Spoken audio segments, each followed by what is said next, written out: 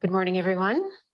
I'd like to call the Comox Strathcona Waste Management Board meeting of January 20th to order. I would like to acknowledge that we are hosting this meeting from the unceded territory of the Comox First Nation. And I would further acknowledge that the Comox Strathcona Waste Management Service area is located in the Coast Salish, Kwakwaka'wakw, and Nuu-chah-nulth territories. I have a motion. Can I have a motion to approve the agenda as? So moved, Abram. Second, Wally. Thank you. Any comments or discussion on the agenda? Hearing and seeing none. Is anyone opposed? And that's carried. Adoption of the minutes of December 2nd. Move adoption. Director Lee. Director Lee. Wally. And sorry, I didn't catch who seconded. Sounded like Gerald Wally. Director Wally, thank you. Any comments on the minutes? Hearing and seeing none. Is anyone opposed to adoption of minutes? And that is carried. First report up, we have the Waste Management Advisory Committee report from January 13th. Move receipt. Moved and seconded. Thank you. Do staff have any comments? No? Are there any questions on those minutes? Hearing and seeing none. Is anyone opposed to adoption? And that is carried. We're going to move right on into the 2022-2026 proposed financial plan of function 391 to 393 for receipt. Move receipt. Receipt. Second. Great, thank you. And over to staff. Thank you very much, Chair and Directors. Vivian Shaw is on the line and will present this report and answer any of your questions. Thank you, Russell. Through the CEO to the Chair, we have a quick presentation that we're going to just to provide a quick overview of the report that you have before you. Lisa, are you able to pull that up for us? Thank you.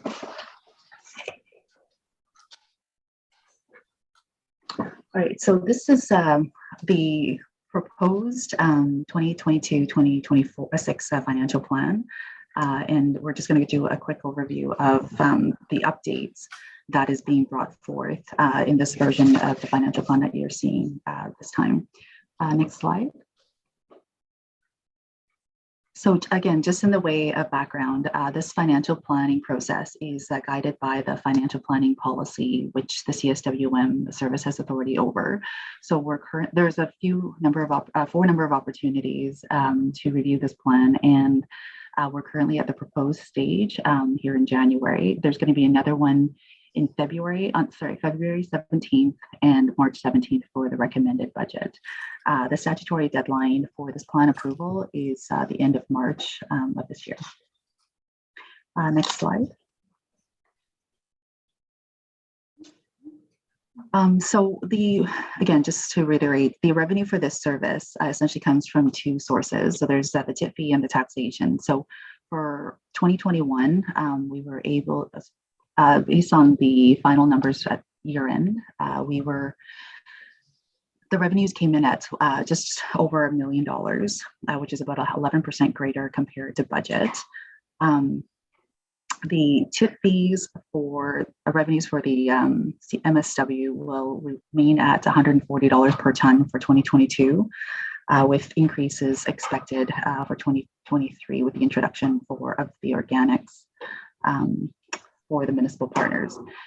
As based on the disposal trends, the revenues for the tipping fees are projected to continue to increase slightly in 2022, and there's going to be additional revenues coming in from the organic waste stream. As we had indicated in the previous report, the tip fees is going to be tied to the Victoria CPI to increments of $5. So make sure that we're keeping up with inflation. So we're going to be looking at the review of our tip fee bylaw within the next couple months, and will be brought forward within the coming months. And we're expecting that the proposed tip fee for 2023 will be $145. And this is consistent with our neighboring regional districts as well. Next slide. So again, consistent with our September 2020 COVID response and renewal plan report, we have maintained the tax requisition for 2022 at the $5 million. And based off of the completed assessment roll for 2022, the annual taxation for a $500,000 home will be $57.80. And we've provided a range of assessed values so that it's more reflective of the different housing values across our service area. Next slide. So from the December meeting, there was a request for business cases to be put forward to better support the staffing positions that are being proposed for 2022. And these are the 4 positions that are listed. So the 2 waste management attendants, the 1 new waste management operator, and finally 1 new environmental technician. Next slide. So the business cases that are, I think it's in Appendix D of your report. So I'll just go through the 3 business cases in a bit more detail to help explain the rationale for to support the request. So the total vehicle count increased by 12% in 2020 and a further increase to 20% in 2021. And these are both compared to the same time period in 2019. What this graph doesn't show is it does not represent does not include the traffic that we're seeing at the recycling depot, as the recycling customers do not cross the scale, but they do represent a significant amount of work and effort from a customer perspective. We don't have a pneumatic traffic counter, and we're working on that so that we can actually provide hard data to be able to support this. But in terms of the recycling tonnage in 2021, we saw a 53% increase higher compared to the 5-year average, which has resulted in $432,000 increase in terms of revenue recovery. This sounds like a lot, but if you actually, as you know, recycling doesn't weigh a whole lot. So in terms of volume, it is quite significant. And then also further to that, these numbers also don't account for the drywall screening and processing time that it takes to process those customers. Last year alone, we had processed about 2,000 drywall loads. So that is, again, a significant amount of time. It doesn't account for the compost loading for residents that are wanting to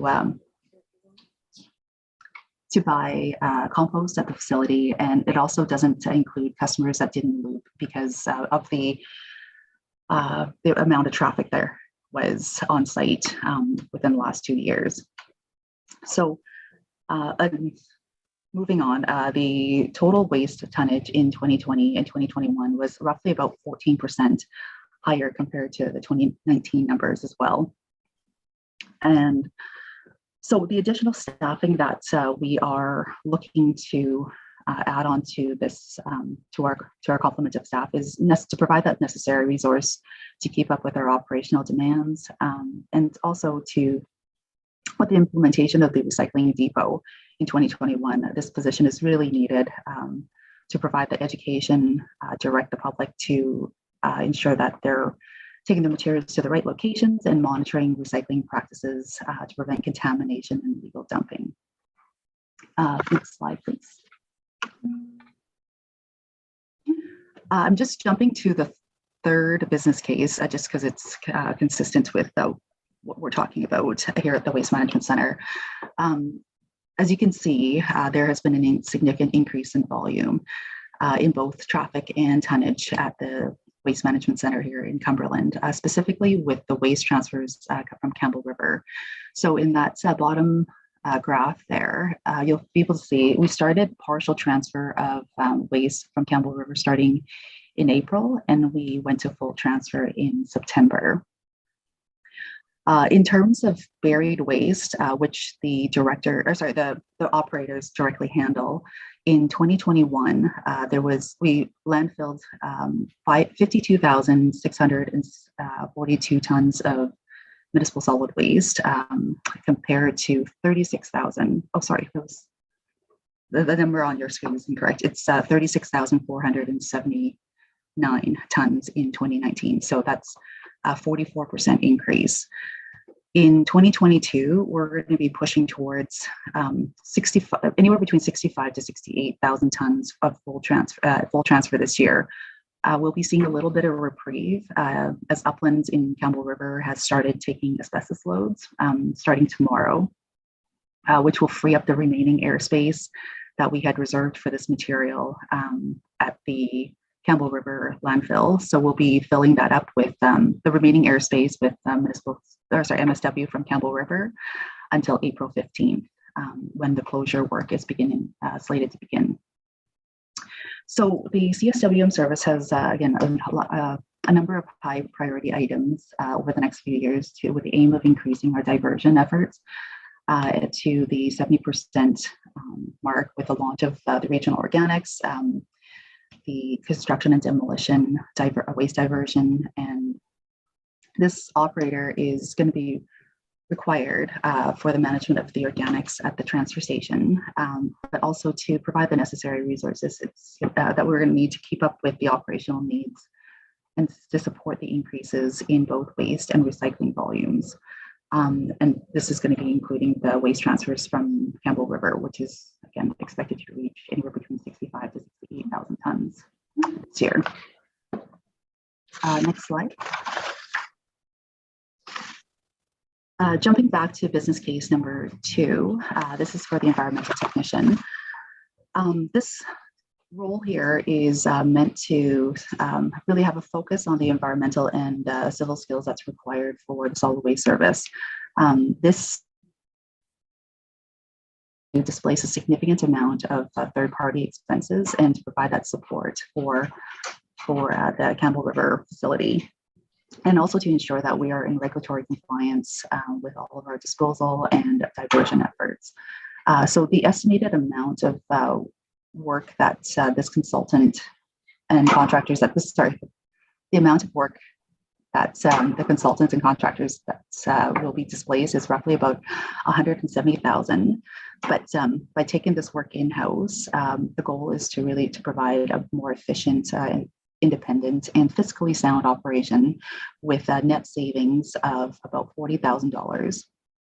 The details is provided in the appendix. But second, the goal is to also provide a greater understanding and experience of our environmental conditions and also the continuity within the service.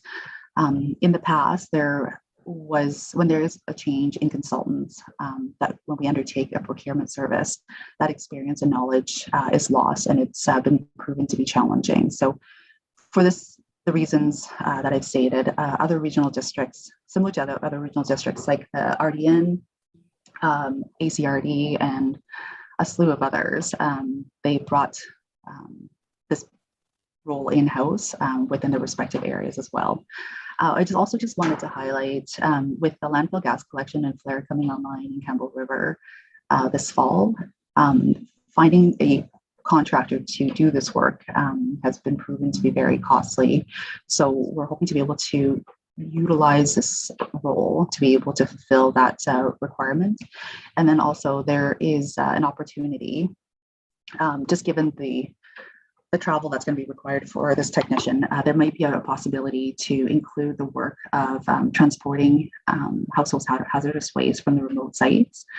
And based off of our initial cost estimates, it could potentially result in a savings of additional $20,000. Next slide. So this is the updates to the plan that we have done since you last saw it back in December. So we identified a few items, and we just wanted to highlight those for you within this report. In the operational expenses, we had increased $25,000 in minor capital to capture an expenditure for the IT surveillance camera upgrades at the Cumberland facility. And we, following the December report presented by the communications team, we found a $20,000 reduction in the other under the professional fees line item to specifically under the waste education to reflect the revised communication strategy. And then under the capital budget, we had increased the Quadro Recycling Bottle Depot from 150 to 200,000 based off of the lease agreement conversation that we've had, which will require a little bit more earthworks than we had originally anticipated. And then lastly, for under capital, we had to move the Oyster River Depot improvements from minor capital to capital and increase that by 420,000 to account for the necessary works to be able to get it to the standard that the CSW and is looking to meet in hopes of being able to meet the EPR program requirements so that we can actually qualify for a lot of those revenue recoveries. Next slide. This is the final update that we did for the financial plan that you're seeing before you. So basically, we had, back in December, we had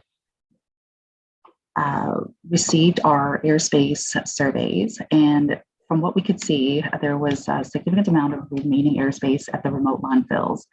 And based on the project work that was conducted back in 2014 to ensure that the extended timelines will not significantly impact human health or environmental health, the closure of the Savalas and Tassus and Gold River landfills are going to be reflected as part of the upcoming solid waste management plan review.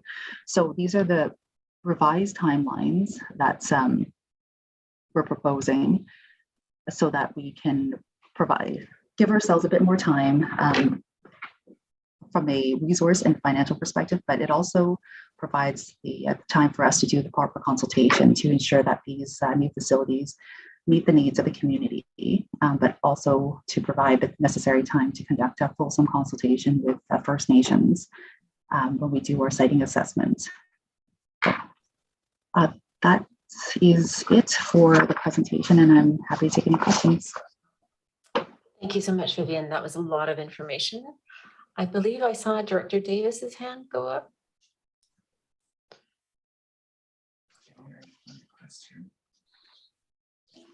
Oh, maybe not. Sorry. It's Director Adams. Thank you, Chair, and thank you to Vivian for an excellent and thorough report.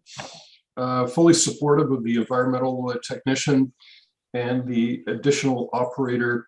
Do have some questions about the additional attendance in that I understand that the landfill waste has increased in 2020, 2021, 2022, but would that not reduce when the organics facility is operating and there would be a potential increase in personnel required at the Cam River location to accommodate that?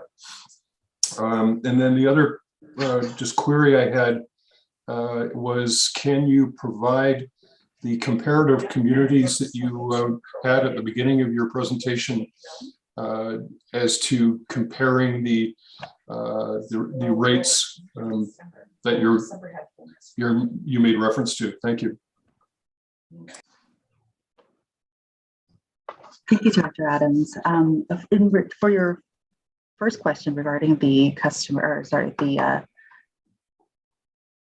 the workload at the Cumberland facility, it is, and you're correct, majority of the materials that are coming, there will be a decrease in terms of the tonnages that are coming through as a result of the organics, but that is going to be predominantly coming through the curbside contracts. So those are the Ontario trucks that are picking up all of the waste at each of the respective communities. The ones that are account for majority of the traffic that we're seeing that requires the customer service are the one-offs. It's not the municipal trucks that we're concerned with. The customer service levels that are required is to attend to people that are more or less coming to the depots, asking questions, and increasing those screening opportunities and education opportunities as well. In regards to the communities and in the tip fees, this was, I can certainly send that over to you again. This was provided in the last staff report in December. So I had all of the Vancouver Island communities and where their current rates are at and what their proposed is. But I can certainly give you an update on that because a few of them were based off, were pending board decisions as well.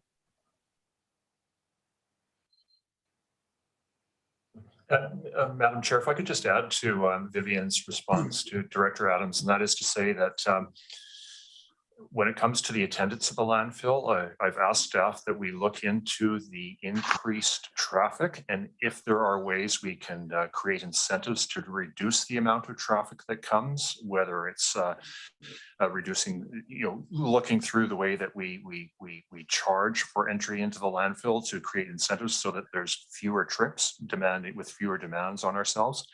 And certainly as time goes on, if we see those numbers decrease, we will be reflecting on the budget for attendance and certainly reducing them where we can if we realize a reduced flow of traffic and demand.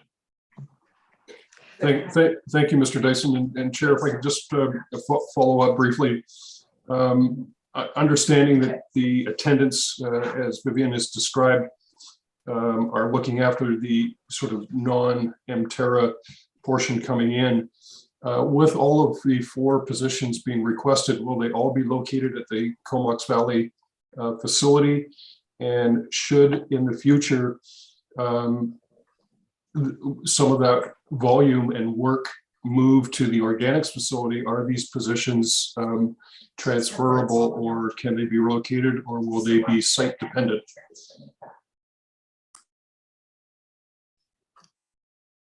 These positions are intended for the Cumberland facility. One of the things I don't think I mentioned in here is that the Campbell River facility, it's contracted out, and they have also seen a significant increase in their traffic volumes as well. And as a result, they have requested additional staffing to be able to compensate. So it's a similar request that we're making for our facility here in Cumberland. And in terms of where they're based out of, so the attendants and the operator position will be based out of the Cumberland facility. The environmental tech will be based out of Cumberland, but they will be traveling throughout our service area. Thanks, Vivian. I have a lineup of hands up. So I just want to note that we have Director Minions and then Director Lee and then Director Cornfield. So Director Minions. Thanks, Chair.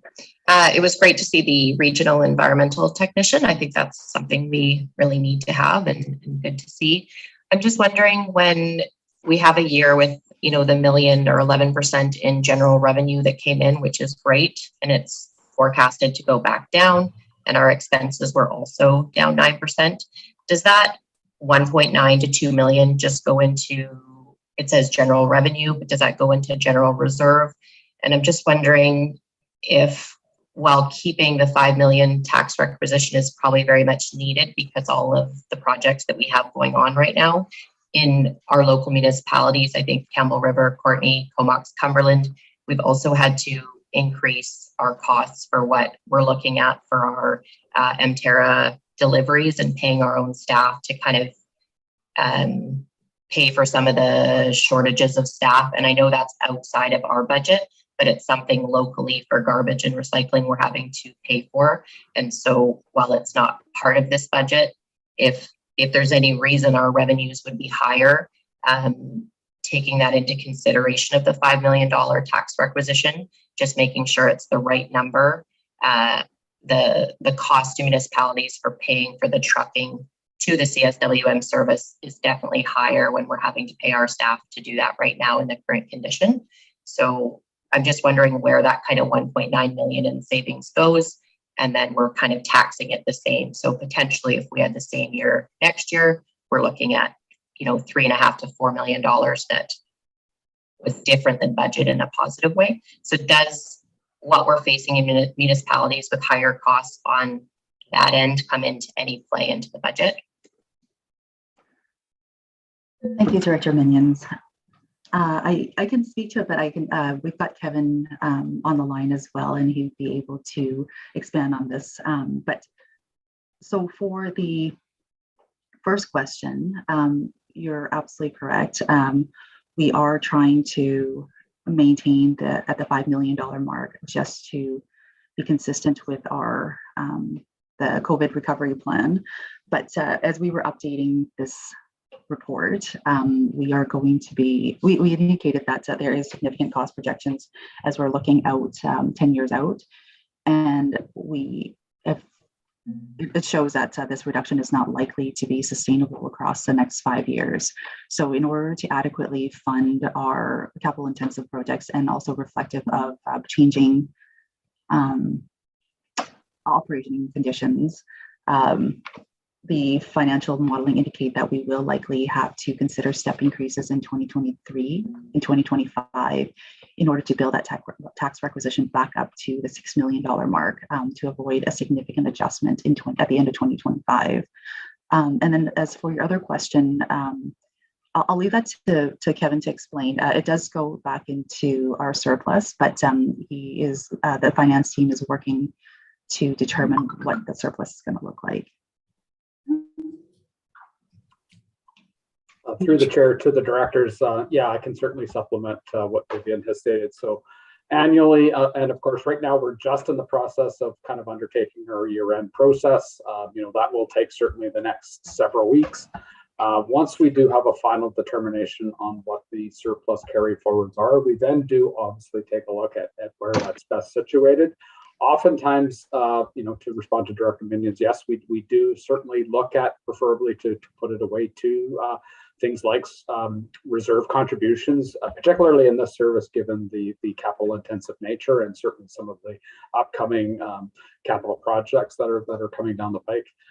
We will at times also look at potentially looking at what kind of interim debt we may have currently on the books and perhaps looking at doing some early pay downs of those kinds of things. And then, certainly we always take a look at requisition as well.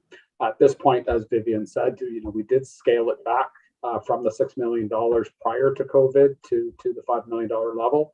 And based on our current financial modeling, we are anticipating that we will have to do a slow wrap back up of that requisition in order to meet certainly the objectives of the service going forward, both from an operational side and to support in part, the debt and reserve transfers that we'll need for the capital projects coming forward.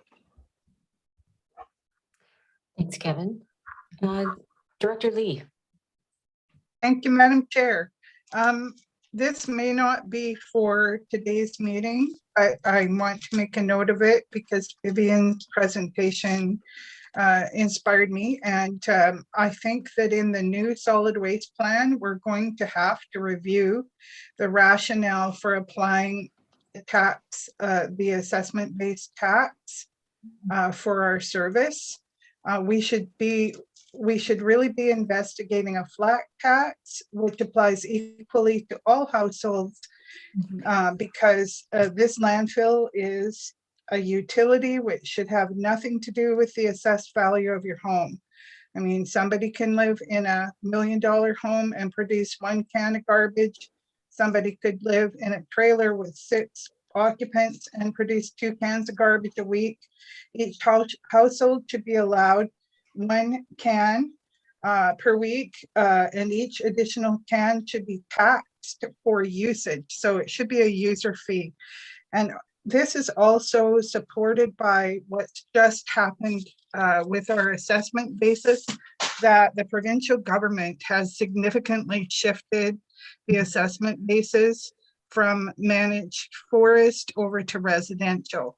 So some of our areas and towns and villages are getting 45% assessment increases, and basing the use of the landfill and the amount of stuff that goes to the landfill on the assessed value of your property seems to be really an unfair way to distribute the costs. And if you gave people the option of, okay, does your household need 1 or 2 cans, and tax them appropriately in a user fee, you will encourage people to put out less. It would be so sensible. And in light of the change in assessment base, I would like that noted by the staff that we need to review the possibility of a flat tax for our services and not an assessment-based tax. Thanks, Director Lee. Maybe I'll just ask staff if when something like that could be considered.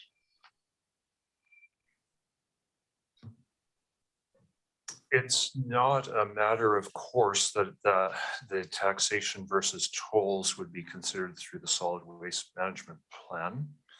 There's nothing on the books for us to evaluate it. It would be sort of at the discretion of the board as to whether that they wanted that evaluation and to ask staff to undertake it.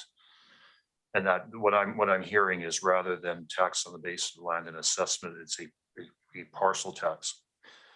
It would be a conversation that we would have to have with the municipalities as well. So it would take time and effort, but certainly if the board is desirous of looking at different ways or forms of taxation, it's something that could be done, but it's not on the books at this time to undertake. Thanks, Russell. So it sounds like perhaps a formal motion then from Director Lee. Yes, to I would like to put forward a motion that the when we update the solid waste plan, that we investigate and present to the public options for a flat tax applied equally to all households based on the number of cans they put out, and that we cost that out and see how that might affect our services. Point of order, Madam Chair. I believe this should be done as a notice of motion as opposed to a motion for today. Should be done as a notice of motion for next meeting. Yes, I have sorry. no problem. And I have no problem with that, Director Moglove. It just was something that listening to Vivian's presentation and realizing how the assessment base has changed dramatically. I think that we need to look at this to be fair to Point all of our order again, households. Madam Chair. If it's a notice of motion and there's no discussion or debate on it today. Thank you. Thank you. So thank you, Director Lee. We'll expect that motion coming up in the future. I have Director Cornfield, Director McCollum, and then Director Abrams. So Director Cornfield.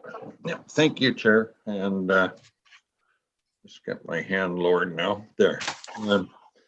My question pertains to the 2 attendant positions. I can see the need. I mean, I utilized our landfill year last year. There was days when there was no attendance present to answer questions and clarify what went in what bin. However, those are permanent positions, are they not? Yes, that's correct. Okay. Yeah, they are full-time equivalent permanent, but nothing's permanent. It is the budget that determines what happens. So certainly it's in the future, if there isn't the needs, that could be amended. So they are permanent positions currently. I guess my concern is that we saw your recycling tonnage increase 53% last year or over the last 2 years. And I was wondering if we have considered what the impact of COVID has been on those tonnages and the actions of people. Because I know, particularly up here, there has been a huge uptake and people cleaning out their houses, doing their own modifications, going through stuff, downsizing, recycling. But I'm not one that's forecasting an end to COVID at this time, but I think we have to be careful about when there's a radical change in use patterns that coincides with COVID. Would we see a decrease coming down the line with either COVID being completed or the number of projects, home-based projects decreasing? And so I just wondered whether we had taken that into account. And I guess I'm concerned that if we make them as permanent positions, we never seem to be able to undo that permanency. I certainly see the need for increasing it, but not convinced that it needs to be permanent. So just my question is, just have we considered whether COVID has affected the amount of usage that we're seeing?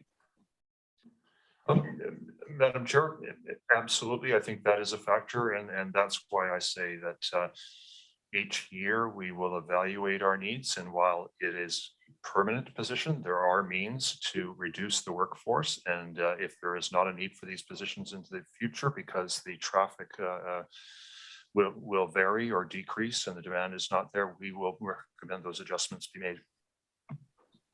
Just to follow up, if I can, Madam Chair, I have yet to see us reduce workforce.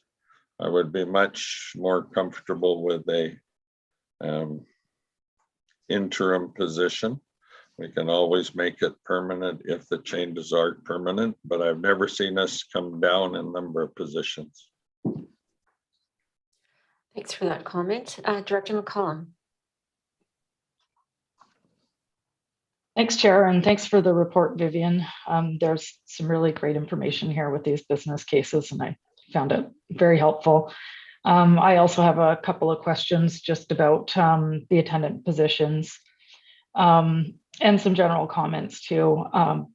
I would guess that part of the reason why we're seeing a real uptick in vehicle traffic or the number of trips to our landfill has a lot to do with the growth that we've seen in the rural areas in the last few years, and also a resistance to wanting to subscribe to a service, a collection service. And so I guess my comment would be, it may be useful for the service to collect data at the scales in terms of where our vehicle traffic, specifically like residential, non-commercial, is coming from. And then maybe look at some ways to deter those number of trips, as it's now most likely going to be funded across the service, when really what we're doing is subsidizing those areas that have not subscribed to a service for collection. And a question that I have around that is, are we currently charging a minimum for when a resident comes and tips? And if we do have a minimum charge, what is that currently, and how does that compare to other landfills on the island? Thank you, Director McCallum. That is a great question. And also just following up on Director Cornfield's question, it was taken into account in terms of the influx in the population increases throughout the valley. So there, and with those new residents that are coming into the valley comes a lot of the dollars. And what we're seeing is that there is a lot more construction renovations that are happening, and which is contributing to the amount of traffic that we're seeing. We do currently charge a $10 minimum. In relation to the other regional districts, it is on the slightly higher end. It ranges between $8 to $10. And we're currently at a $10 to tier, so that people are actually making conscious choices when they do come to the landfill. And we have recently actually just done the analysis on the traffic. With when residents come across the scale, they are asked where their waste is originating from. And so we do have a pretty good view of waste coming within the municipalities and all the electoral areas. The caveat is that a lot of people in the outskirts of Courtney identify themselves as Courtney. So we do need to, there is a bit of margin of error in that regard, but a lot of the $10 minimum traffic that is coming through are originating from the rural areas, but it is also coming from the city or the Courtney area themselves as well. So we are working through this analysis to, as it will feed into our tip fee bylaw review, to look at ways to incentivize, provide financial incentives to discourage those types of trips, to be able to reduce the amount of traffic that's actually coming through. And so that people are making more conscious choices, and also to reduce the greenhouse gas emissions related to each of those trips that are coming to the landfill. And this is this data was for for Cumberland, but this is also consistent from Campbell River as well. Great, thanks. That's really helpful information. I'm glad to hear that's already in, that data has already been collected, and that we're not hitting below the average for that minimum tipping fee. The other question I had too was, should we choose to not go ahead and fund these positions, or if we go with one instead of two, what is at risk there? Are we looking at longer wait times, less hours, less eyes on what's going into the bins? If you could maybe just outline like what's at risk here if we're not supportive of the recommendation. I just wanted to clarify, the two position is actually one position, but it's filled. There's two positions to fill one spot, so that we do have that 7-day coverage, as we are open 7 days a week. The risk is that it's at the current levels, it's just not sustainable for our operations. There's just it's the longer wait times, as you had indicated, and it's the additional monitoring of the recyclables to be able to encourage best practices, reduce contamination. We find that when the depot is left unattended, people, again, it's not either because they don't know, or I hate to think that they would be doing it deliberately, but there is a lot of illegal dumping, or just not with due care. So we just wanted to really make sure that there is somebody staffed at that facility, at that site, at all times, to make sure that things are being recycled appropriately. Because when it's not, the implication is either it goes into the trash, into the landfill as buried waste, or we have to take the time to actually sort through the waste, or because otherwise we would incur service level credits from our EPR programs for the contamination. So there is a lot of responsibility that this attendant is responsible for. Great, thanks a lot for that. Thank you. Thanks, Director McCollum. I have Director Abrams next. Thank you, Regina. Just kind of a silly question, but we use two different methods of measurement. One of them being cubic meters when we're talking about the landfill in digging a hole, and we use tons for everything else, I assume, because things go over a scale and they get weighed. But you can have 10 different 10-ton trucks with 10 different totally different consumption of the landfill amounts. How do you figure that out? What do you do?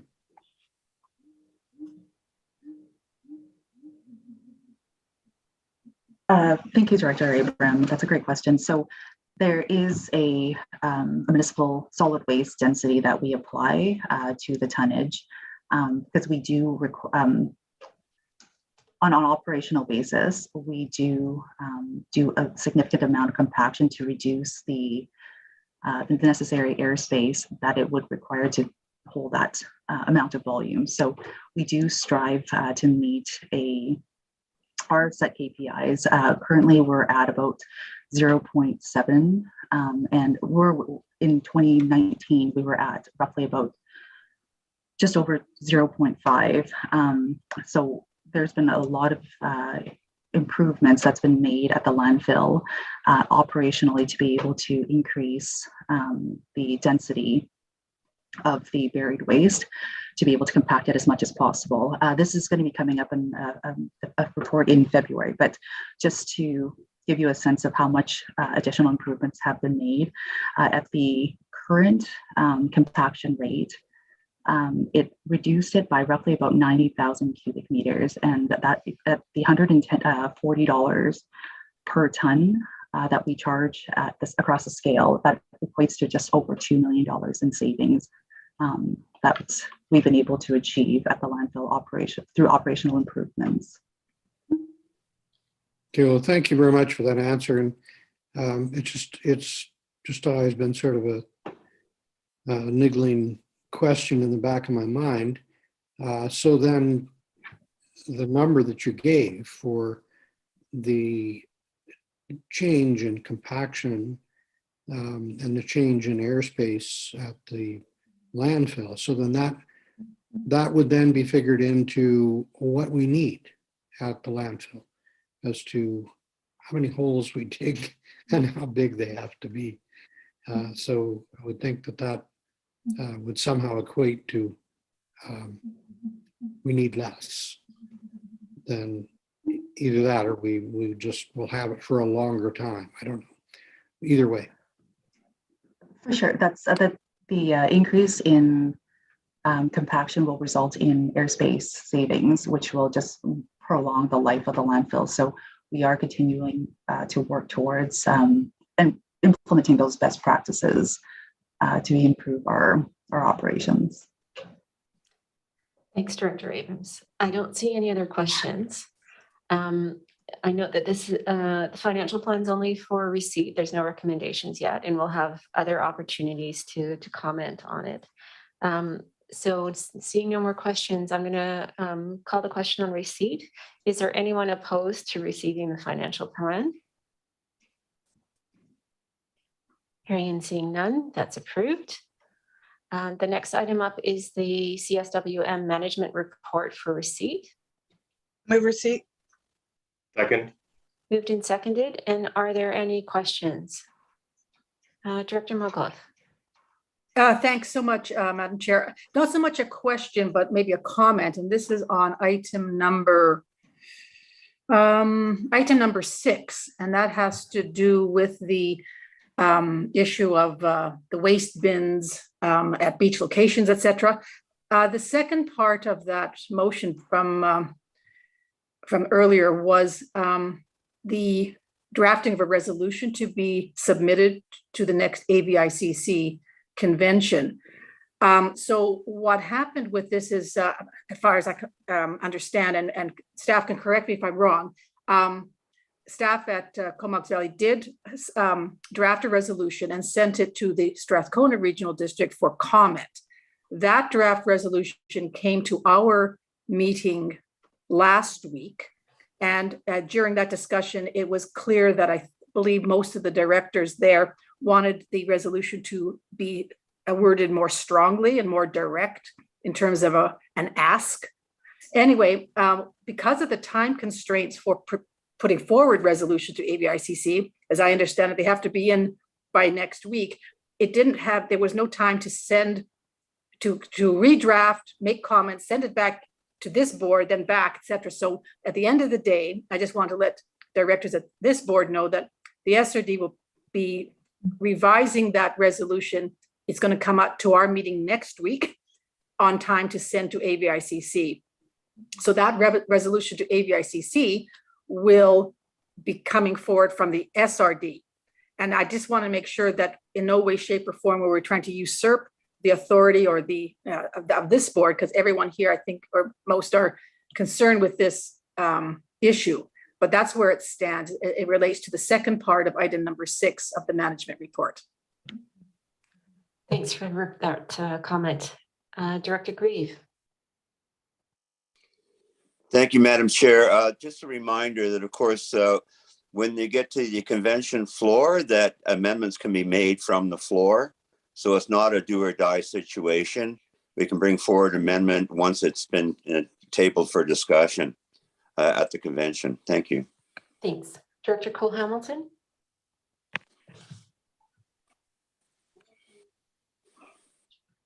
Thank you, Chair. Just finding my unmute. I was just wondering, I know that we've been wanting to work on methane capture, and I don't see that, and that's a policy that's in development. I don't see that on the management report. I was wondering if there's any update that could be provided on that. There's actions being taken and considerations being given that are in camera on the matter. So we don't have an in-camera meeting today, but I'm thinking it's probably on the management report there, or at the very least at the next in-camera meeting, staff will be able to provide an update as to where things are at. Great, thanks very much, Russell. Thank you. And I believe Director Abrams has a question. Yes, thank you, Madam Chair. Yeah, with regard to both Director Moglove and Director Grieve's comment, we did talk about this considerably as to the protocol for bringing this forward to this committee so that people would know that we were not trying to usurp the authority of this board. But the fact of the matter is, Edwin was correct. Yes, you can make amendments from the floor. But the participants that attend ABICC, they appreciate, and having been part of ABICC and UBCM for too many years, they do appreciate being able to see it in writing well ahead of the convention so they can think about it. So, having it get put up on a screen and thought about just at that moment as it's brought up is not, it's not the superior way to go about it as far as I'm concerned. So I think that the fact that if we put forward that motion from the SRD and it's stronger or weaker or whatever, the floor will decide that. But there's no reason why it shouldn't be brought forward as an actual motion, and I don't think anybody should have any hard feelings about that. So hopefully we can all agree to go for both of them if we want, whatever. Or combine them somehow. You can do that on the floor too. Can say that, C2 and C6 be considered at the same time or whatever. Okay, that's all I had to say. Thank you. Thanks. And I see Director Grieve probably has a comment on that. Yeah, as a matter of fact, thanks for that, Jim. As a matter of fact, UBCM themselves can combine them for you. We've seen that happen before at the executive level. So AVICC staff UBCM staff can suggest to the AVICC executive that motion such and such and are very similar and suggest we put them together somehow. But yeah, it would be cleaner, like you say, if we could come up with one resolution. But as I say, it's not a game stopper. Thanks. Thanks, Director Grieve. And Director Evans. Yes, thank you. Just following up on the comments around the submissions. Yes, UBCM could direct to combine the two. ABICC could do that as well as a suggestion once the executive have all the resolutions in place. But I agree, it's not a game changer. If both are sent in, that's fine as well. So I think it's important that we decide at this board as well whether or not we want to move forward. Thank you. And I'm not sure, is that an action for this board or is it through the regional districts that we're sending resolutions? It came through in the Comox Valley Regional District. It came through the electoral area committee through to the board. And but certainly those members are here and have heard the conversation. Everybody will be aware of what's going to happen. So. Thank you. Thanks, everyone. Any other, I don't see any other comments on the management report. So on receipt, oh, sorry, Director Cornfield.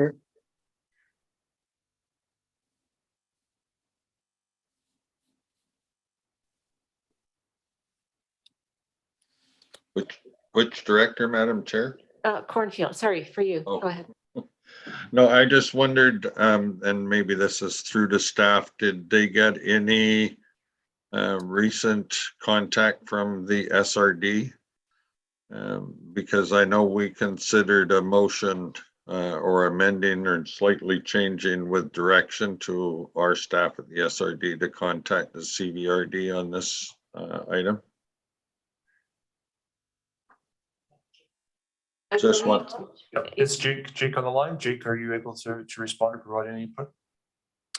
Yeah, thanks, Russell, and through the chair. I can confirm that we have received follow-up from the SRD in regards to the bylaw number 687 that's on the agenda just ahead of this, but not in regards to the AVICC resolution, and would just support the comments that have been made. And certainly in our correspondence to the AVICC, we had flagged our anticipation of a similar resolution from the SRD. So I expect the executive will consider any kind of action to include, amalgamate or consider them separately. Yeah, no, there had been direction to our staff to contact the CVRD resolution. So I will look up. Okay, thank you. So on the question of receipt of the management report, is anyone opposed? Madam Chair, I did have my. Sorry, go ahead. Yes, sorry. It was very difficult without being able to raise a hand. Lisa's doing a good job. Just back to the AVICC one real quick on the, Edwin is completely correct, and I believe Colleen too, about being able to combine them at the executive level at the resolutions committee meetings.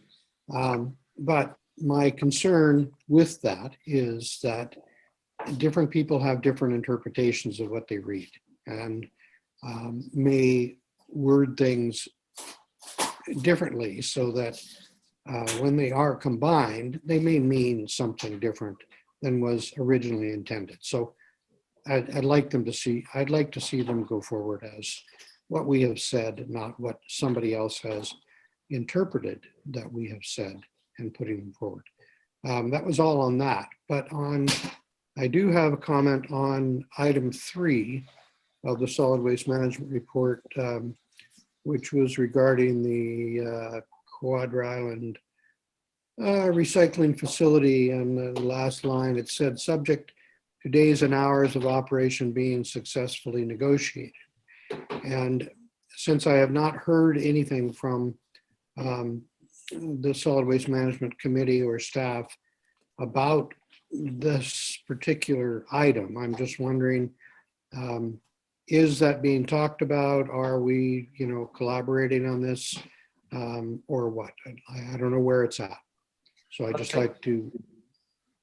Madam Chair, thank you very much for the question, and staff are working on this. A report will be brought back to the board, but we will confer with you, Director Abram, in advance of that coming to the board, so you're aware at where we have landed. Okay, thank you very much for that, Russell. Thank you. All right, I think I can call the question now. Is anyone opposed to receiving the management report? Hearing and seeing none, that is carried. Before we move on to the bylaws, because it is the last item on the agenda, I just want to remind directors to stay on the call for a training that's happening right after this meeting. So moving along, we have the third reading for bylaw 687, Comox Strathcona Waste Management Bylaw adjudication for the third reading. Third reading. Second. Moved and seconded. And are there any comments or questions? Yes, Madam Chair, I have a comment. Go ahead. Abram. So on this particular bylaw, I brought it up at our meeting at the SRD, and I just want to bring it up here to let you know that I do not agree with the idea of negotiating with people that willingly break the law. And you know, I realize there are circumstances like court time, et cetera, like that were brought up at our meeting, but the fact of the matter is somebody dumps a truckload of stuff in the bush and they're caught, they should be fined. And you know, if that was a conservation officer or something like that, that's what would happen. And I don't see our situation being any different. And so I'm not in favor of adjudicating with people that are willingly breaking our laws. So I will be voting against it. Thank you. Director Lee, did you have your hand up? Actually, that was for the management report, but you already received it, so it doesn't matter. Apologies to miss that. So on the bylaw, are there any other questions or comments? Hearing and seeing none. All those, is anyone opposed? Abram,